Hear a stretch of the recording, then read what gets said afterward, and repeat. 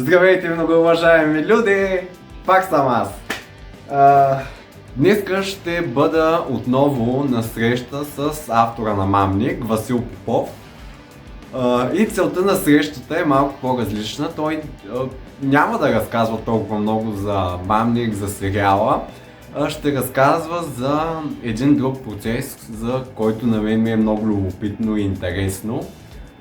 Именно как се пише книга с Десислава Желева. Мисля, че тя е главен редактор на издателство Колибри.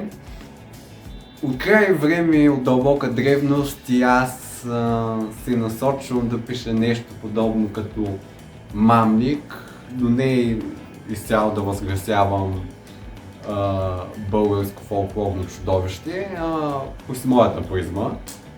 Но да, не мога да си събера мислите, направо се насочваме към срещата.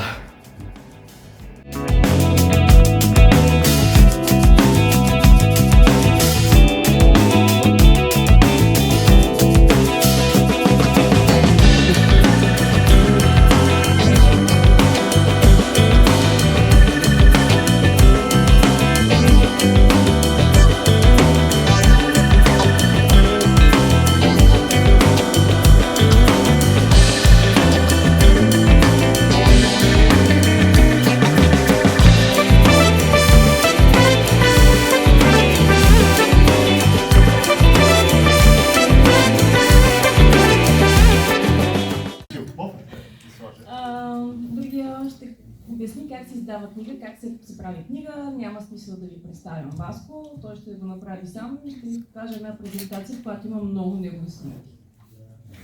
Горе-долу това е, да. Има ли тук хора, които се занимават? Вчера след срещата не съм влогвал, беше много забавно, интересно, вдъхнових се, мотивирах се. Също принципно щях да го питам много въпроси, но не знам дали се е случило, като срещнете някой и системата да ви бъгне и да не знаете какво да питате, да говорите и две-три думи. Малумна работа.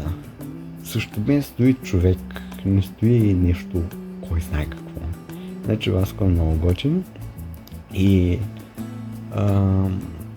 нещо много интересно. Вчера излизам от срещата и получавам имейл, че днеска ще ми пристигне пратката.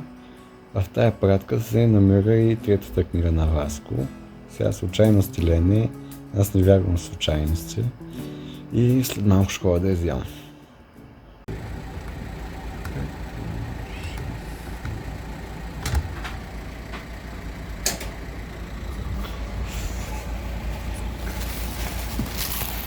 Кадрирахме кадъра. Имаме звук, надявам се. Така. Прибрах се, уважаеми другари. Както виждате, имам всичките книги на Васко Попов. И сега е ред да отворя и последната. Много се вълнувам. Отварям я.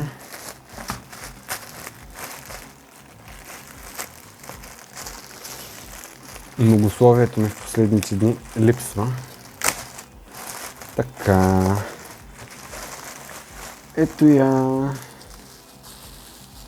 Момент. Аж дех. Вау.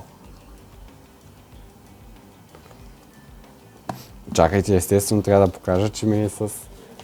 Поръчах си я на преордер. Надявам се вижда. Имам автограф от Васко. Нямам търпение да я прочета. Момент. Много обичам и ти.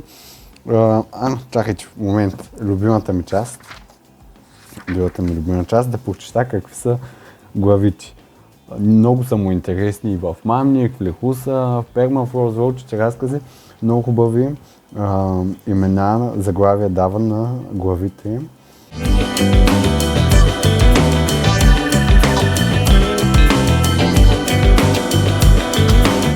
Чакайте, аз много обичам. Мирис на книга.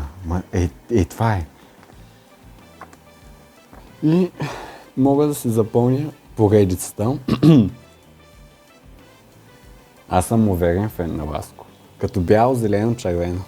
Аз така си го представям. Бяло, зелено, червено. Вълчите разкази все още не съм ги прочел. Пермафрост в началото леко не ме хвана като цяло, но после стана много интересно. Кажа речи, първите 10-15 страници някак не ме хванаха изцяло. Лехуса и Мамник, те са си просто класика. А Заждер ще се видим след около 5 дена, когато я изчета. Тръгвам да преглеждам записа, той телефона ми се бил изключил. Аз толкова много говорих. Ужас. Добре, почвам от начало пак да говоря. Тия двете книги ви ги бях препоръчал по време на записа, който не се е записал. Откраднато, обречено и опазено и орисано на Искра Румова. Заради тази книга аз тръгнах да чета, като цяло книги. И аз искам да напиша книга. Все още съм на етап създаване на историята, но се правя каквито мога неща, генерирани с изкуствен интелект, да си представям, да се вдъхновявам от самата история. И тъй като съм посветил този влог на книги, истории, приключения, и ви предлагам сега да видите един кратък трейлър, който съм направил.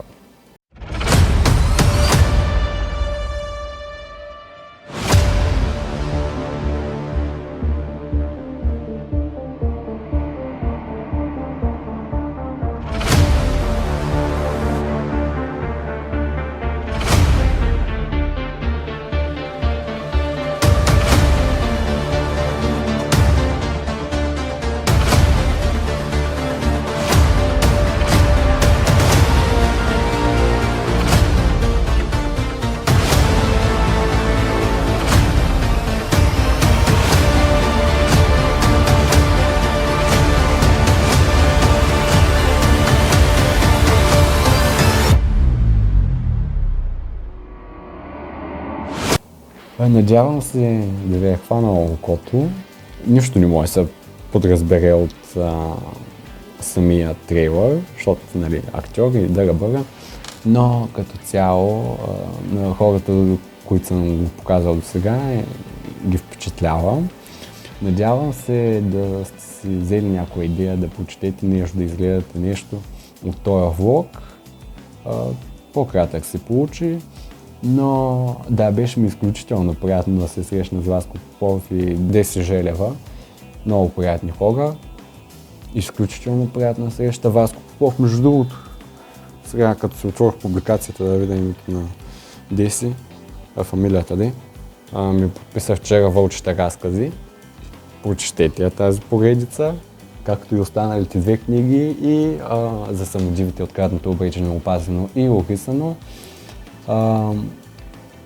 И да, това беше за тези 2 дена, много уважаеми люди. Беше ми приятно, надявам се и на вас да ви е било. И до нови срещи. И дано да се е записал вече.